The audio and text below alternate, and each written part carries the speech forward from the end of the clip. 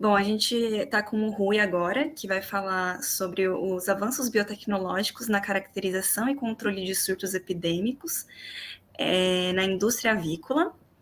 Ele possui graduação em Genética e Biotecnologia pela Universidade Nacional Maior de São Marcos, mestrado no Programa de Patologia Experimental e Comparada na Faculdade de Medicina Veterinária e Zootecnia da USP, e ele é aluno de doutorado no Programa de Pós-Graduação Interunidades em Biotecnologia. Então eu passo a palavra agora para o Rui. Muito obrigado pela presença, Rui. Obrigado. Boa tarde com todos. Primeiro, começar pedindo desculpas pela alteração no programa. Teve problemas na rede da faculdade, mas acho que agora está tudo certo. Bom, agradecer também a comissão organizadora do curso. Acho um evento muito interessante para enlaçar, né, os alunos, estudantes e futuros interessados estudantes no programa. Bom, eu quis montar uma série de episódios ou histórias para tentar mostrar a minha experiência como aluno de mestrado e depois de doutorado. Bom, ainda sou aluno de doutorado, mas aquela visão de um aluno de pós-graduação, como que eu passei essas experiências no laboratório no qual eu estou agora, e tentar motivar vocês, aqueles que são estudantes e estão se preparando para entrar no programa ou estão interessados no programa, talvez possam observar aquelas alternativas que a gente está tentando mostrar para vocês, né? Tanto de amplo de opções que temos. Então, os títulos que eu montei baseado no que está rolando na avicultura, uma história de coronavírus, né? Aqui também há coronavírus, um cavalo de Troia que é viral, Prenda-me se for capaz, o multiverso viral, ensaios de mutagênese e o epílogo. Bom, então começamos com o que está rolando na avicultura. Às vezes, a gente vai no mercado e acha um monte de produtos, todos bonitinhos, de qualidade, mas às vezes é muito difícil imaginar tudo aquilo que está por trás disso, né? No caso do Brasil, ela apresenta uma indústria avícola muito importante. A produção e o consumo de carne de frango no Brasil foi sempre estável e ainda acrescentando alguns parâmetros nos últimos anos, o que mostra que essa indústria é bem sostenida e conta com as maiores ferramentas para dar certo e melhorar a cada ano. Então, no sentido do mercado mundial, podemos ver no mapa aqui que, enquanto a produção, são os Estados Unidos, aquele país que produz mais carne de frango, seguido pela China e depois o Brasil. Mas no assunto de exportação, Brasil que leva o ouro, porque os outros dois países, eles produzem apenas para a população deles, né? Então, o Brasil, nesse sentido, está de parabéns, é ouro nesse ramo, né? E é bronze no assunto de produção. Bom, então, com isso, só para destacar, né, que a produção, ela é relacionada com a receita, né, mas o foco principal vai ser sempre manter uma produção homogênea e melhorando a cada vez, né, como que eu acho que dá para ver no histórico dos últimos 10 anos, nesse lado da direita. Então, como eu estava falando, isso aí não é questão de um dia, né? Não é uma coisa fácil. Tem muitos aspectos por trás disso e ainda o Brasil, como é um país destacado na avicultura, ele foi baseado em muitas fortalezas desenvolvidas ao longo do tempo, né? Em primeiro lugar, o melhoramento genético das linhagens de aves comerciais, né, fez com que cada vez os animais ganhem muito mais peso em menor tempo e com uma qualidade de proteica e proporção proteica muito maior do que décadas atrás.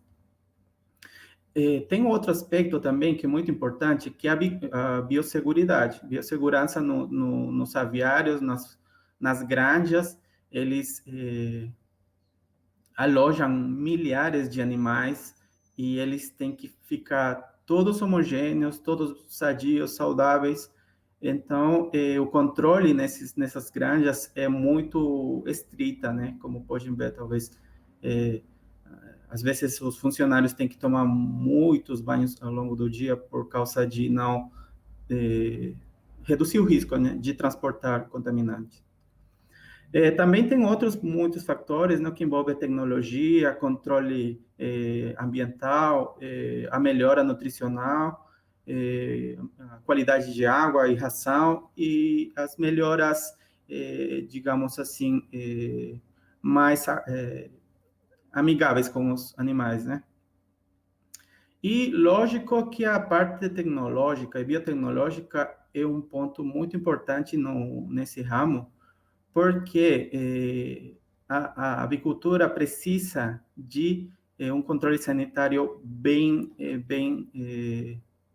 perfeito, quase, né? Então, para isso, é necessário desenvolver um programa bem organizado de vacinações que protejam a cada idade e a cada agente que torne eles suscetíveis a perdas econômicas, a mortalidade, a morbidade, a alteração dos produtos. E para isso é que ainda a avicultura, e eu acredito que muitos dos ramos da pecuária, eles desenvolveram e estão utilizando ferramentas biotecnológicas, na verdade, né? Um exemplo que é claro na avicultura, por exemplo, é o uso de vacinas recombinantes, né? Que já estão se posicionando no mercado, porém, elas ainda têm muito pela frente, principalmente em comparação com as novas vacinas que estão saindo, que talvez a gente está vendo no caso do coronavírus, né?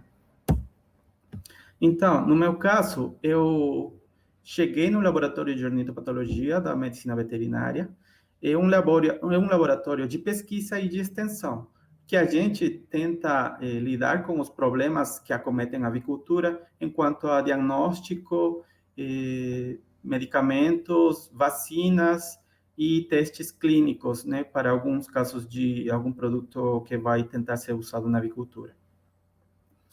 Esse laboratório está comandado pelo professor Antônio Bianchino, e a gente tem uma infraestrutura que permite dar andamento a todas essas pesquisas e esses ensaios que a gente faz, né, quanto a ferramentas de biologia molecular, isoladores e aviários que permitem fazer testes de infecção experimental também. Então, a gente, na verdade, quando chega num laboratório de extensão, se enfrenta de cara com um monte de patógenos, porque ninguém tem um horário marcado para chegar na granja, né? Então, às vezes aparecem vários patógenos juntos, vírus juntos com bactérias, às vezes trabalham juntos, às vezes um desencadeia o aparecimento dos outros. Então, o controle e o diagnóstico acertado é um aspecto muito relevante, né? Porque tem que definir com precisão qual é o agente patogênico que está causando estragos na avicultura, né? E outra coisa que eu acho muito legal é que, na minha experiência no laboratório, eu já enfrentei ou tive alguma experiência, pelo menos superficial ou de alguns casos, né, com todos, quase todos os tipos nesse caso, de vírus, né, que, segundo a classificação de Baltimore, que classifica segundo o tipo de genoma, eu já enfrentei, eu já vi casos ou surtos da grande diversidade de tipos de vírus que tem na avicultura, né, desde os vírus de DNA, RNA e ainda os retrovírus. Então, o que a gente tem, na verdade, no laboratório, eu acho que na ciência inteira, é um conjunto de disciplinas que assumem um papel, cada um, para conseguir o objetivo final, que é desenvolver um estado de benefício, né? No nosso caso, na avicultura e no nosso laboratório, a gente utiliza muito de conceitos e ferramentas da medicina veterinária, da microbiologia, bioinformática, imunologia, biotecnologia também, lógico, genética, biologia molecular e celular. Então, tudo isso com o intuito de conseguir a tão prezada saúde animal e, indiretamente, o que leva também o One Health, né, que é uma saúde completa, porque muitos dos agentes patogênicos das aves, elas podem acometer também as pessoas, né, como o caso da salmonela, por exemplo, ou influenza, né, que é um caso muito mais alarmante, talvez. Então, o primeiro episódio é que aqui também há coronavírus. Nesse caso, é o primeiro patógeno que eu enfrentei quando eu cheguei no mestrado. O meu projeto era ligado a desenvolver uma ferramenta de diagnóstico, né, basada em PCR, e junto a isso também fazer um estudo epidemiológico do que está rolando na indústria avícola do Brasil, né? Então, só para mostrar esse mapinha aqui, talvez não estou muito claro, mas eu acho que dá para entender a mensagem, né? Que parece um mapa epidemiológico de humanos também, né? Que tem diferentes genótipos ou variantes distribuídas de uma forma complexa no mundo inteiro, e na avicultura aconteceu uma coisa muito parecida. Então, o que é esse agente? Esse coronavírus das aves, o chamado bronquite infecciosa das aves, ele é um vírus, coronavírus, obviamente, pertence aos gamma coronavírus, um ramo diferente, né, porque, comparado aos beta coronavírus, que é mais de humanos, né? Alfa e beta mais de humanos e mamíferos, e gama e delta mais de aves.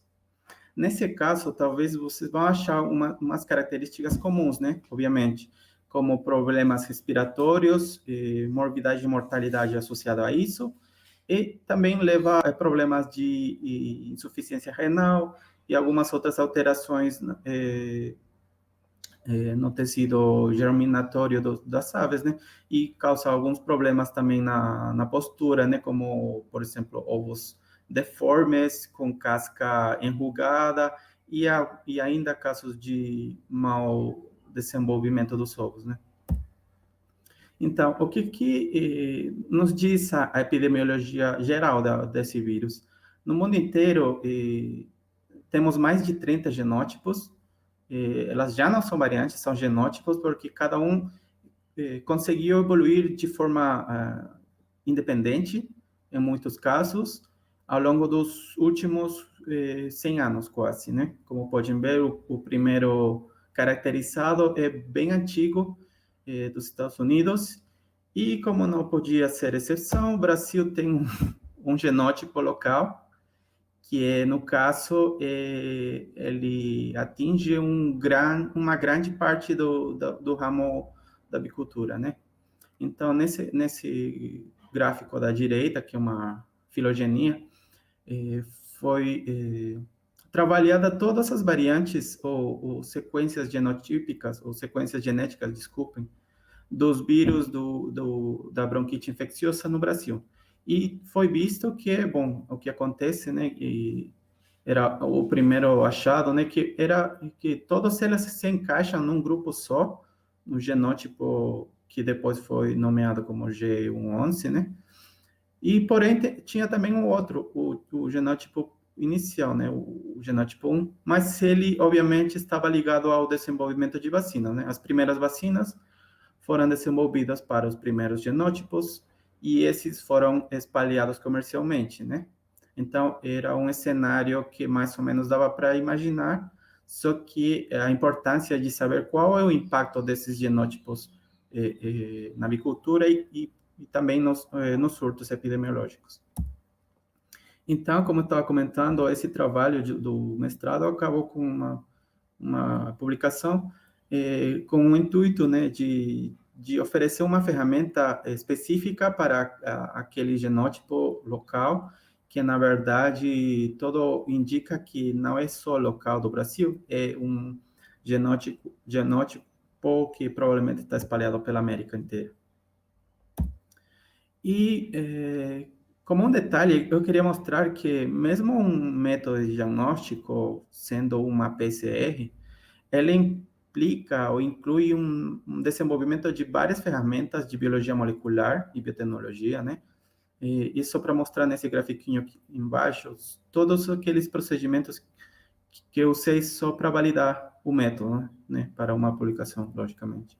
Clonamento, transformação bacteriana, seleção de colônias, transcrição de RNA, template, validação, quantificações, etc., né? Outro aspecto importante é o impacto de uma vacina no campo, né? No caso, o que eu estava comentando, a vacina mais espalhada no mundo inteiro é do primeiro genótipo, e já foi visto em outros países, com mais tempo, digamos assim, dessas vacinas, que a presença de uma vacina vai gerar uma pressão seletiva nos genótipos ou estirpes que estão circulando uma determinada localização, né? Mas isso aí é possível de medir, né? Tem que ser feita uma coleta de amostras para ver quais que são os vírus que estão circulando e quais que são as mutações ou alterações que eles sofrem para se adaptar. Nesse caso, existem ferramentas bioinformáticas junto com sequenciamento que permite identificar se está havendo alguma pressão seletiva no vírus e ela está mutando de uma forma mais acelerada, né? E no caso do Brasil, uma publicação que o laboratório realizou foi tentar avaliar também esse tipo de pressão seletiva no momento, né? A gente fez um estudo de levantamento desde 2010 até 2015, e foi visto que não tinha nenhuma pressão notória no campo, através da coleta de várias amostras. Porém, quase no final desse ano, foi introduzida ao Brasil uma vacina específica para aquele genótipo, né? Então, é muito importante saber o que está acontecendo depois dessa introdução. Aquela vacina, com certeza, está controlando muitos dos surtos epidemiológicos, a gente sabe isso por contato direto com as indústrias, né? Porém, a gente tem também uma função de monitorar se essa vacina está conseguindo segurar direito a todas as variantes que estão aparecendo, ou por aí pode estar gerando uma pressão que ela possa gerar também uma aceleração da variabilidade, né? Um aspecto também que é um pouco mais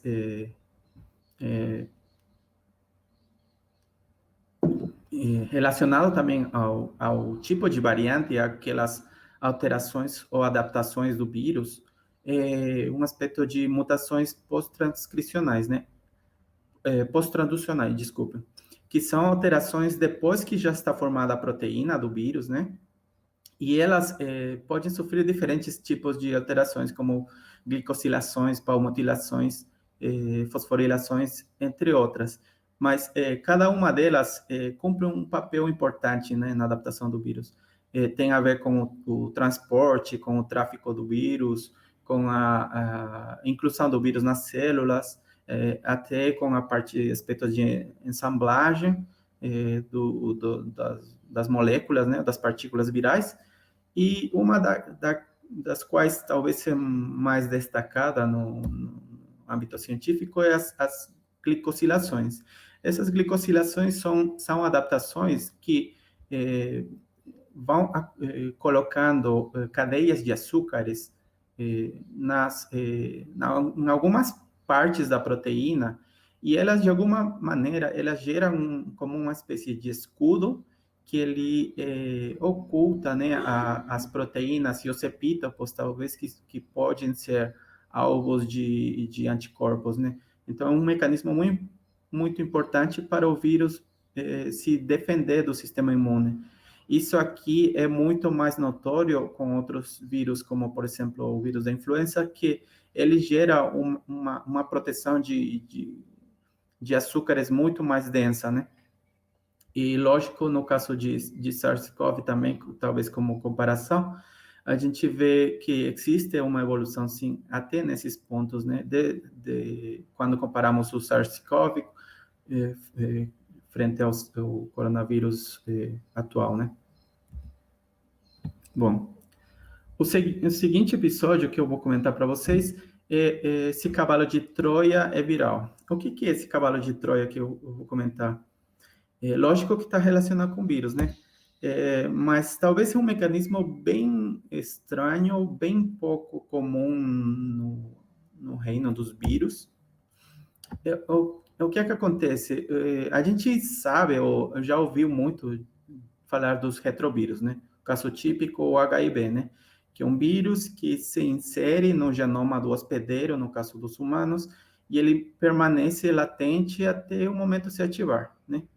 Mas aí é um vírus diretamente com o hospedeiro. E o que acontece com esse vírus que eu vou comentar aqui, o vírus de retícula endoteliose? Ele é um vírus que logra se inserir dentro de outro vírus. É bizarro, né? Nesse caso, já foi conhecido pelo menos 2 tipos de vírus que conseguem alojar ele, né? Ele se integra em um grupo de herpes vírus aviares e também foi descrito em poucos vírus aviares. Mas o que ele faz? Por que ele faz isso? Logicamente que não é tão fácil assim saber, mas a gente pode gerar umas hipóteses, né? Esse vírus de retícula endoteliose, ele é um retrovírus que precisa, lógico, um transporte e uma resistência, né, ao ambiente. Mas o que tem esses vírus que alojam ele? São muito resistentes ao ambiente, né? São vírus de DNA entre os grupos de genomas mais grandes, então eles têm muitos genes de adaptação ao clima, à dessecação, agentes químicos, a gerar uma adaptação ao hospedeiro ao ponto de não matar, ser bem pouco patogênicos. E, no caso, então, os dois se favorecem de alguma forma, porque o retículo endoteliose, ele ajuda o outro vírus diminuir as defesas imunológicas do hospedeiro para que os dois entrem juntos, né? Então, esse caso foi achado por acaso num estudo retrospectivo que a gente fez. A gente detectou um caso desse herpes vírus, que na sabe se chama vírus de doença de Marek, e a gente viu que umas aves de vida livre, na verdade eram aves de traspátio, né? Que elas não, geralmente são resistentes, não são vacinadas, porém deu um quadro bem exacerbado daquele vírus, gerando múltiplos tumores. A gente só achava que ia achar esse herpes vírus, mas num método multiplex a gente achou também a presença daquele retrovírus, né? Foi, se não me engano, o primeiro reporte com evidência molecular da presença desse retrovírus na América. Porém, a gente já, depois disso, então começou a suspeitar de que aconteceu com esse vírus, né? A gente achou que talvez foi um acaso, como era uma ave sem controle, então talvez foi um evento isolado e acabou. Mas no 2018, final de 2018 e 2019, apareceu um quadro bem bizarro de uma manifestação atípica de um vírus, de poxvírus, né, que no caso causava comumente causava mais lesões cutâneas nas aves, né? E ela é tranquilamente controlada no campo, com vacinas, porém, nesse caso, o surto foi bem intenso. Vocês podem ver que as lesões foram bem bizarras, bem atípicas, em partes que nunca o poxvírus acomete. Levou muita perda enquanto à produtividade de ovos e, logicamente, também no aspecto das aves, que diminuía a renda, né, das fazendas nesse caso. Mas o que aconteceu? Essas granjas, elas sempre são vacinadas de rotina para aquele poxvírus. E nesse caso ainda, era dupla vacinação que eles levam no programa. Mas por que aconteceu isso? É uma das missões, né, do nosso laboratório, ver por que acontecem essas coisas, né? E a gente descobriu, né, que esse retrovírus estava inserido, estava formando uma quimera com aquele poxvírus. O poxvírus tinha uma região tipo hotspot, que é um alvo desse retrovírus, que ele gosta dessa região. O retrovírus entrou completo aí. E a gente conseguiu definir, demonstrar por algumas alternativas de PCR, métodos moleculares, mostrar que o retrovírus estava íntegro, estava levando todos os genes codificantes de forma completa, e aquele tropismo bizarro pelas costas das aves era, assim, um pouco mais explicável pela presença desse retrovírus, né, que tem um tropismo por folículos e partes de penas, né? Então, é quase como falar de um sinergismo viral, né? E esse vírus foi achado, então, depois disso, aparecem ainda casos isolados, mas a gente sempre está monitorando para ver se ele consegue ser controlado, né? Porque, lógico que a gente comunica para as granjas do problema e talvez procurar a origem, né? Uma contaminação acidental ou é um surto que vai ser mantido, né? Nesse caso, felizmente, foi controlado, né?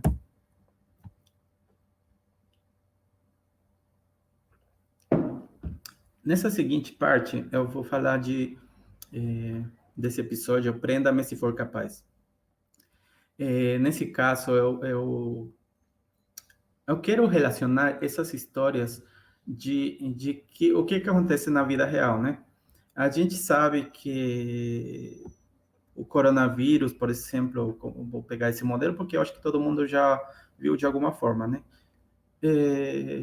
A primeira onda, né, a ola do vírus, ele atingiu muitos setores da população, cidades inteiras foram acometidas. Os casos mais dramáticos talvez aconteceram no Brasil, no Peru, Estados Unidos e Itália, por exemplo, Espanha, né? E a gente achava que a primeira onda do vírus ia acabar chegando àquela imunidade de rebanho que tanto se espera, né? E que com isso talvez já ia ser controlado aos poucos, né? Mas o problema foi que o vírus ele não atende lógicas tão simples, né? Uma vez que as pessoas desenvolveram anticorpos e o vírus ainda foi circulando, ele tentou se adaptar, né? Logicamente, aquelas mutações que conseguiram oferecer um benefício para evadir aqueles anticorpos das pessoas previamente infectadas, elas proliferaram, né? Tiveram um benefício e uma vantagem com respeito aos outros vírus que estavam circulando, né? Isso deu origem às variantes, né? Que já se ouviram, as variantes brasileira, a variante britânica, sul-africana, etc., né? Mas esse fenômeno não é só de coronavírus. Logicamente que esse fenômeno atende muitos organismos vivos, nesse caso, os vírus que eu vou mostrar também, eles têm diferentes mecanismos para tentar fugir desse fenômeno, né? Um deles vai ser aquele vírus que eu já tinha falado, comentado, daquele vírus de DNA, que é grande, que é um herpes vírus, é um Candida herpes vírus 2, e um dos genes mais interessantes, talvez, desse vírus é o oncogene, que chama de MEC. Ele tem uma parte de cadeias de cíper de leucina, uma região repressora do gene e uma região ativadora, né? Esse gene, na verdade, ativa outros genes que são oncogênicos, né? Mas no caso desse vírus de Marek, ele tinha pelo menos dois polimorfismos conhecidos. O polimorfismo normal, que é o MEC normal, e um polimorfismo LMEC, que é um polimorfismo que tem uma inserção extensa na parte de repressão e geralmente é associada com vírus mais atenuados. O caso de uma das vacinas mais importantes apresenta essa morfologia e, porém, se associa também essa inserção com aquela atenuação desse vírus, né, que é usada como vacina. Mas nos últimos anos foram aparecendo não só mutações pontuais, mas mutações polimórficas nesse gene, como a versão short e a versão very short, que ele perde parte da região de repressão, como podem ver. Então, isso torna com que o vírus se vire mais virulento, logicamente, né? Porque ele já não consegue se reprimir, se autorregular, e ele se torna mais ativo e gera muito mais produção de outras moléculas oncogênicas, né? Então, a gente foi fazer um estudo epidemiológico desse vírus e o que estava acontecendo com as sequências desse gene, das estirpes e das amostras que a gente ia coletando, e vimos dois grupos bem marcantes, né? Aqueles associados com fenótipos mais alterados, quadros mais virulentos, mais patogênicos, agrupados num ramo, e outras variantes, ou genótipos que a gente viu, nesse caso, agrupados com clados menos agressivos. E na localização dos aminoácidos desse gene, a gente pudo conferir que tinha, na verdade, circulação de dois estirpes ao mesmo tempo, né? Uma que era um pouco menos agressiva, que ela apresentava apenas alguma alteração nesse gene, que era uma mutação pontual, ou algumas outras alterações pontuais, mas que não estavam associadas com agressividade, né? Porém, já tinha um genótipo que levava certa associação com vírus virulentos e very virulentos, que se conhecem, né? Aqueles vírus um pouco mais agressivos. Porém, a gente encontrou também outra estirpe que ela levava uma presença de mutações bem mais marcantes, alterações pontuais na região de SNPs, mas também levou mutações nas regiões de ricas em prolina, né, que são essa região da parte repressora do gene. Não só alterando uma mutação de prolina por lisina, mas também deleção pontual, né, perdendo essas prolinas que são importantes para a função de repressão. Ainda aqui não está mostrado, mas também achamos uma versão short daquele gene, né, daquele que perde um pedaço maior dessa região. Então, isso levou a compreender por que ele estava causando problemas, porque na indústria avícola, esse vírus é controlado por vacinas, geralmente, né? Então, esses surtos, na verdade, porque foram vários casos em diferentes cidades e estados, e aconteceu mesmo apesar das vacinações. Então, uma possível resposta, talvez a mais forte hipótese, é aquelas mutações desse gene, né? E, como podem ver aqui na modelagem, a grande maioria das mutações, elas estão associadas com a região transativadora, né, que tem a parte de repressão e a parte de de ativação do vírus, do gene, desculpe. Outro caso, o segundo caso dessa história é os reovírus aviares. Também, outra forma de enxergar um problema de adaptação. O primeiro genótipo conhecido, no cluster 1, foi um genótipo amplamente distribuído no mundo, porém foram desenvolvidas vacinas que conseguiram controlar inicialmente de forma ótima e logo foram perdendo aos poucos a eficácia, né? E no estudo epidemiológico a gente fez uma avaliação do gene sigma, que é um gene estrutural que é importante, né, na parte imunológica do vírus, e vimos que estava sendo gerado, no caso do Brasil, já variantes pertencentes a 4 genótipos, pelo menos, né? Então, logicamente, um associado àquele cluster e outros genótipos que estavam bem mais dispersos e causando problemas importantes na indústria, né? Esse vírus aqui, ele causa problemas entéricos, redução, diminuição do ganho de peso, baixo rendimento, né? E também problemas de articulações, né? As aves acabavam postradas, sem caminhar, nos casos mais severos, porém acabavam em morbidade e até mortalidade, né?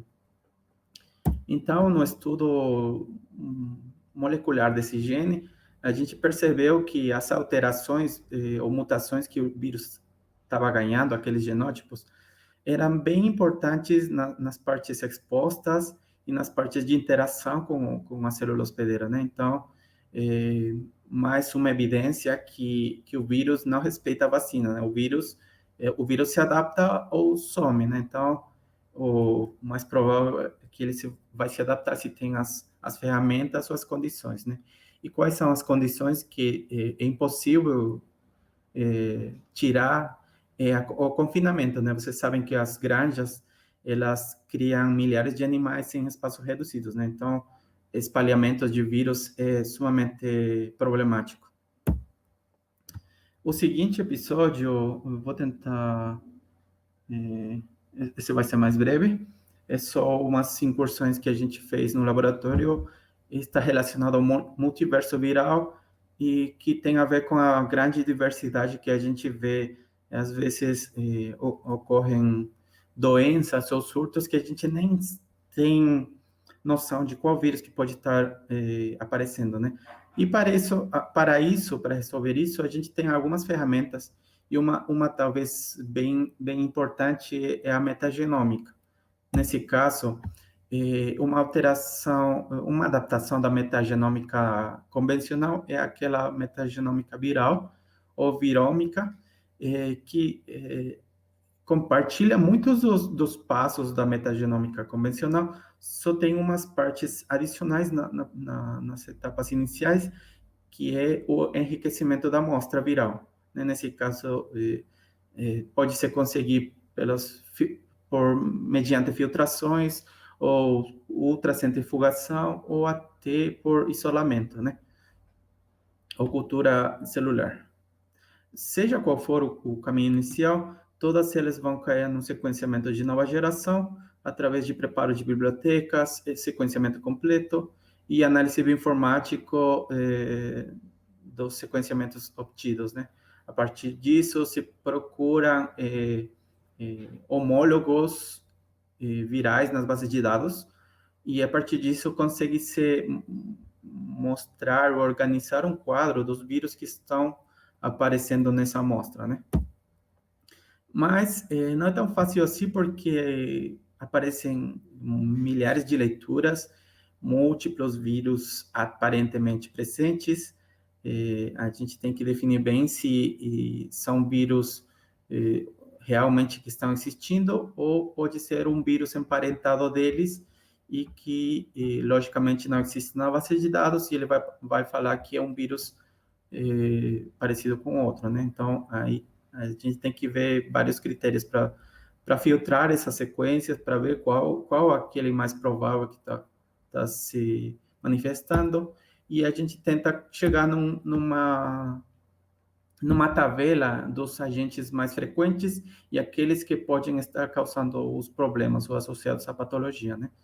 Num caso, por exemplo, a gente, lógico que vai ver muita, não digamos contaminação, mas coexistências de outros vírus, né? Lógico, os vírus os bacteriófagos, eles são muito frequentes, muito ricos em grande diversidade da virosfera, então eles acabam aparecendo nos estudos de metagenômica, o que não significa que eles são causadores de problemas, de doenças, né? É, o que acontece sim é que a gente tem que ver aqueles outros que têm algum relato ou alguma relação com patologias e que estão presentes em grande quantidade de hits e sequências detectadas para tentar ir fechando o caso, né? Vamos testando cada um deles para tentar isolar ou tentar quantificar qual é a carga desse vírus e qual seria o papel dele dentro da doença, né? Nesse caso, a gente achou dois prováveis agentes que estariam causando imunossupressão junto com problema entérico, por exemplo. E nesse outro caso, a gente até achou umas grandes leituras de um picornavírus num quadro gastrointestinal fora do comum. Porém, lógico que o resultado não dá para concluir diretamente, né? Tem que levar outras etapas de validação, como isolamento, infecção experimental, talvez, se dá para isolar ou cultivar o vírus, né? Porém, é uma ferramenta poderosa e muitas vezes você vai achar vírus variantes, até vírus novos, né? Que acontece muito com esse tipo de estudo. E vou encerrar a minha apresentação falando de ensaios de mutagênese. Embora vocês tenham ouvido me falar muito de vírus, eu trabalho também com bactérias. Na verdade, o projeto de doutorado é relacionado com bactérias, e eu queria só mostrar alguns dos resultados brevemente do que fui achando no doutorado e que talvez seja de interesse para vocês, né? Nesse caso, eu trabalhei com salmonela, diversas sorotipos, sorovárias de salmonela, que tinham origem de aves comerciais, e algum deles, incluso, como eu já tinha comentado, também podem acometer pessoas e causar doenças, né? Geralmente são gastrointestinais. E nesse caso, o intuito do projeto foi submeter aqueles isolados que estavam circulando nas granjas a agentes mutagênicos. Para quê? Para tentar que essa cepa de campo ela consiga se atenuar. É uma das técnicas de geração de vacinas mais clássicas que foi amplamente utilizada nas décadas passadas. Porém, ela ainda fornece muita informação ou pode gerar informação muito relevante, mesmo nessas condições atuais de tecnologia, né? No projeto, a gente submeteu para agentes carcinógenos e também para antibióticos. Antibiótico usado como marcador de seleção para poder conseguir várias rodadas da mutagênese e também, logicamente, métodos microbiológicos para ir monitorando aquele crescimento daquelas bactérias selecionadas, né? A gente também fez um levantamento epidemiológico de algumas cepas. A gente coletou algumas cepas, fez antibiogramas, ensaios bioquímicos e microbiológicos para tentar ver quais seriam mais relevantes, talvez, de gerar vacinas, né? Porque nem todo sorovar carece de vacinas. Na verdade, quase todos têm vacinas, só que às vezes não conseguem segurar completamente o problema.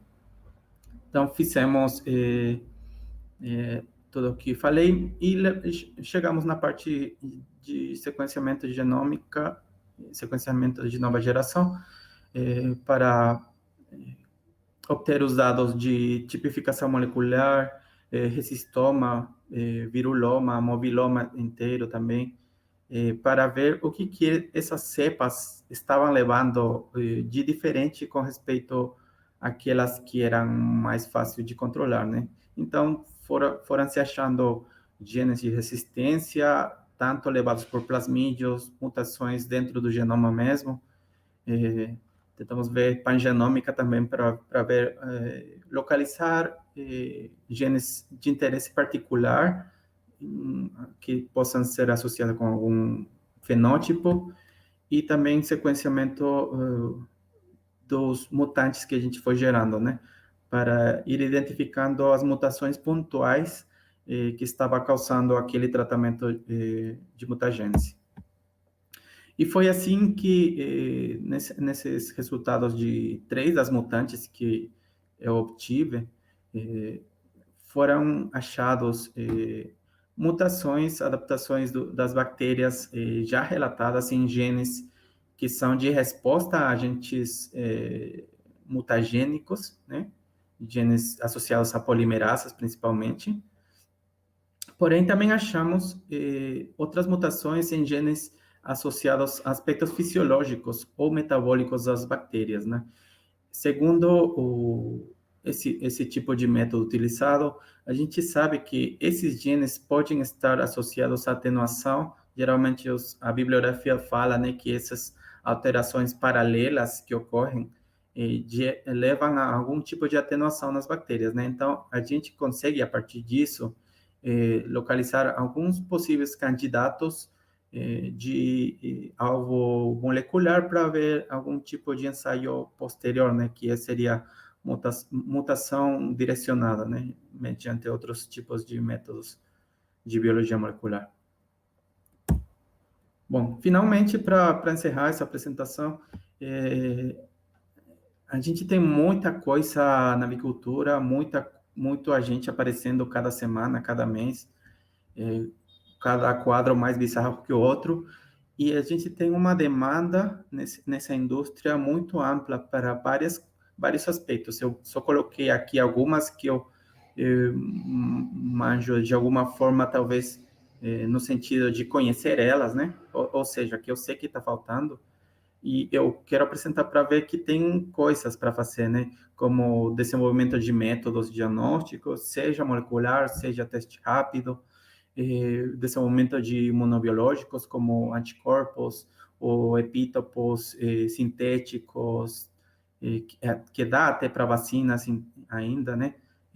Lógico, também as vacinas de nova geração, que são, por exemplo, as vacinas de BLP, as vacinas de DNA ou RNA, que estão sendo cada vez mais levadas a sério, a consequência do coronavírus, logicamente, né?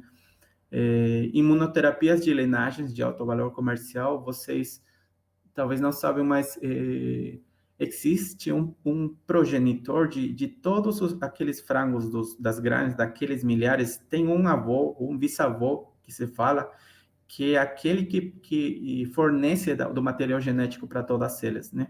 Então, ter um problema de contaminação, por exemplo, um caso de retrovírus nessas linhagens, é muito dramático, né? Então, para isso, a gente até vê alguns relatos ou estudos de uso das ferramentas moleculares de mutação, como, por exemplo, o CRISPR, né, que permite tirar ou alterar algum gene, né? Nesse caso, também pode ser conseguido a atenuação ou a retirada quase completa de um vírus, né? Como o caso dos retrovírus, por exemplo. E outro aspecto que é muito mais amplo e bem importante também, que a gente consegue utilizar esses modelos de vírus para fazer analogias com doenças humanas, né? Como o caso de coronavírus, de herpes vírus, os casos de retrovírus, entre outros tantos, né? E só para comentar finalmente que todos os vírus que causam, a grande maioria dos vírus que causam doenças em humanos, tem algum vírus paralelo, emparentado, que causa doença em aves e em animais, né, com certeza. Então, é bem importante, talvez, fazer esse tipo de estudo, usando esses modelos, para ver alguns experimentos que permitam testar algum método novo, algum conceito novo, né?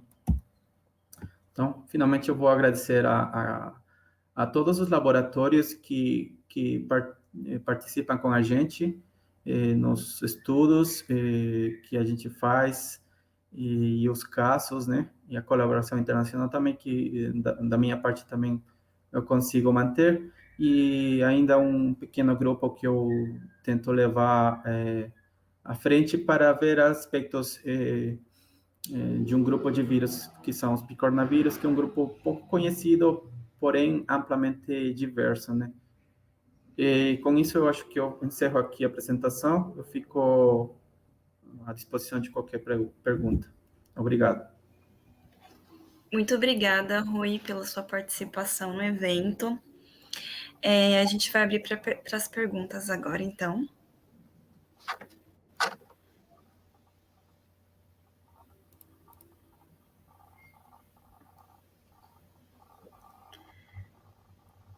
Aí a gente vai colocar na tela as perguntas e daí fica mais fácil de ler e tal.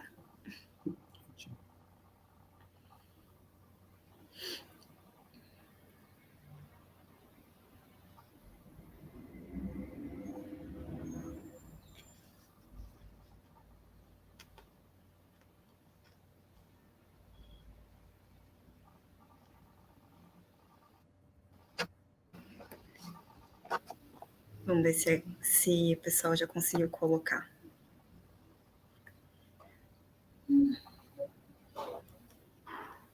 Aí.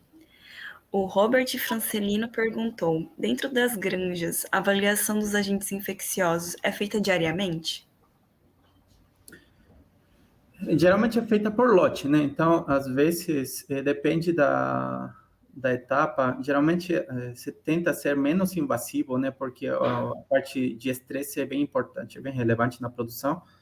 Porém, existem formas não invasivas, como coleta os ensopados de Maravilha ou dos alojamentos, que permitem sim. Tem alguns agentes que são muito mais importantes no sentido sanitário, de ser controlados, como o caso de salmonela, influenza, por exemplo, mas principalmente salmonela, que é, digamos assim, o patógeno mais controlado na indústria. Eu acho que cada lote ele tem que ser controlado, até porque os regulamentos de exportação eles exigem, né, uma certificação de que não está tendo uma presença de salmonela que possa trazer problema de saúde humana, né?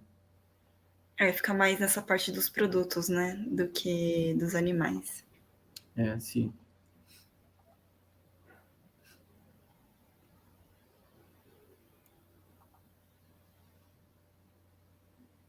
Bom, vamos ver a próxima pergunta, então.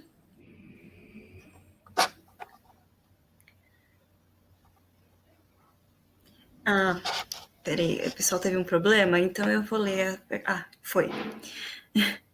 A pergunta, achei que já não tinha ido aqui, mas o pessoal conseguiu colocar a pergunta. A próxima pergunta da Ariane, ela perguntou que nível de biossegurança é esse laboratório? Uhum. Nível 2, a gente tem um fluxo de trabalho, né, que não retorna a alguma sala prévia, né, do processamento. Porém, também a gente tem limites. A gente não trabalha com casos suspeitos de influenza, porque ele exige um nível maior de biossegurança, por causa que é uma doença muito perigosa, né? Influenza principalmente, e quando é uma doença com risco zoonótico, a gente tem algumas ferramentas para tentar inativar, garantir a segurança da amostra, né? Como com alguns elementos de transporte que neutralizam os vírus ou bactérias, no caso, né? Mas é mais focado na parte de diagnóstico e extração de material genético. Então, a gente não precisa, geralmente, dos vírus ativos ou das bactérias, né? Certo. Bom, tem outra pergunta agora do Raul Gobato. Na sua visão, quais são as condições de biossegurança do mercado de aves no Brasil? Estamos preparados para lidar com surtos de novos patógenos em aves? Eu diria que se tem as ferramentas, se tem a disposição dos grandes, das grandes empresas para lidar com esses problemas, existem algumas doenças que são de notificação obrigatória, como o caso da influenza de Newcastle e outro herpes vírus, no qual todo mundo já sabe, né, que se der um problema desses, é o final daquela granja inteira, né?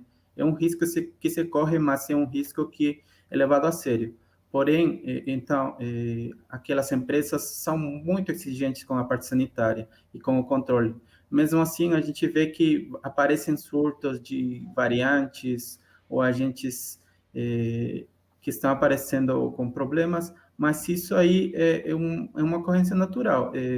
Todos os países com as melhores ferramentas biotecnológicas e sanitárias têm esses problemas. A China é um claro exemplo, como eu mostrei, eles são os segundos produtores, mas também são os altos produtores de patógenos, né?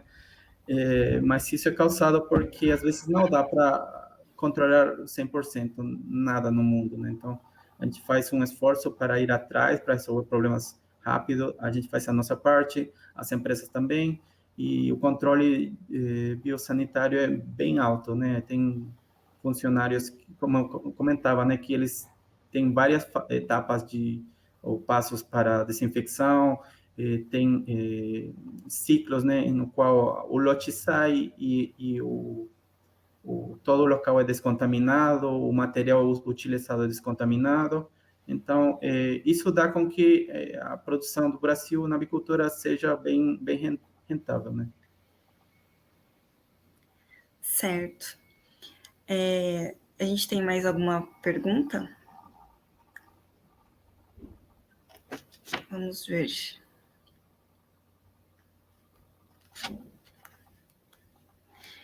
Bom, acho que pelo tempo também, a gente vai encerrar.